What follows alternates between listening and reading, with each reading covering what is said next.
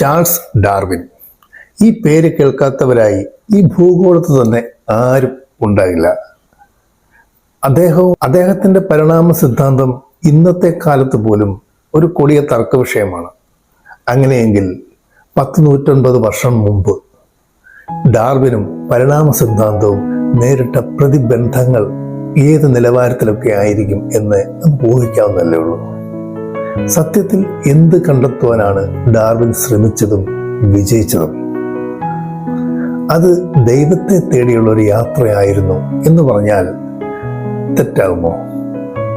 അതെ, മാനവ സമൂഹത്തിന്റെ, മൃഗങ്ങളുടെ, പക്ഷികളുടെ, മത്സ്യങ്ങളുടെ, കീടങ്ങളുടെ, പുഴുക്കളുടെ, പുല്ലിന്റെ, മണ്ണിന്റെ, മണ്ണിരകളുടെ, പാറകളുടെ, പർവ്വതങ്ങളുടെ, ജലത്തിന്റെ, സമുദ്രങ്ങളുടെ ഒക്കെ സൃഷ്ടിക്ക് കാരണമായത് എന്താണ്?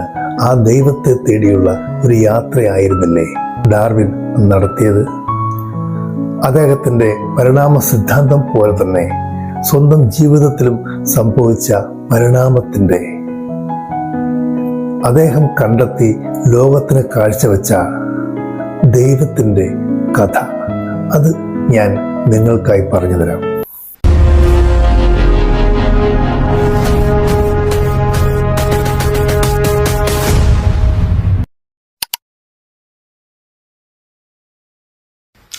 ഇംഗ്ലണ്ടിലെ ഷ്രൂസ്ബറി എന്ന പട്ടണം ഒരു അത്യുന്നത സമ്പന്ന കുടുംബത്തിലെ ഡോക്ടർ റോബർട്ട് ഡാർവിന്റെയും സൂസന്ന വെഡ്ജൂഡിന്റെയും മകനായി 1809 ഫെബ്രുവരി 12 ഡാർവിൻ ജനിക്കുന്നു.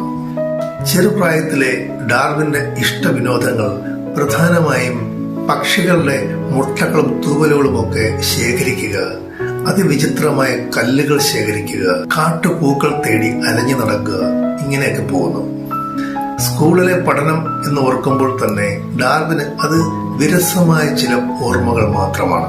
സംസാരത്തിൽ ഒരല്പം വിക്കുണ്ടായിരുന്നത് കൊണ്ട് സഹപാഠികൾക്കിടയിൽ പലപ്പോഴും അദ്ദേഹം ഒരു പരിഹാസ കഥാപാത്രമായും നിലകൊണ്ടിരുന്നു.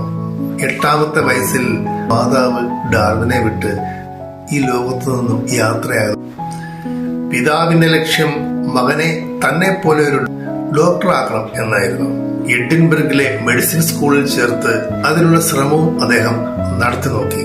എന്നാൽ അനസ്തേഷ്യ നിലവിലില്ലാതിരുന്ന ആ കാലഘട്ടത്തിൽ പച്ചയ്ക്ക് മനുഷ്യ ശരീരം കീറിമുറിക്കുന്നത് അത് രോഗങ്ങളെ ഭേദമാക്കാനാണ് എങ്കിൽ കൂടിയും ഭയപ്പാടോടെ ചാൾസ് ഡോക്ടറാകണം എന്ന ഉദ്യമത്തിൽ നിന്നും പിന്മാറുന്നു.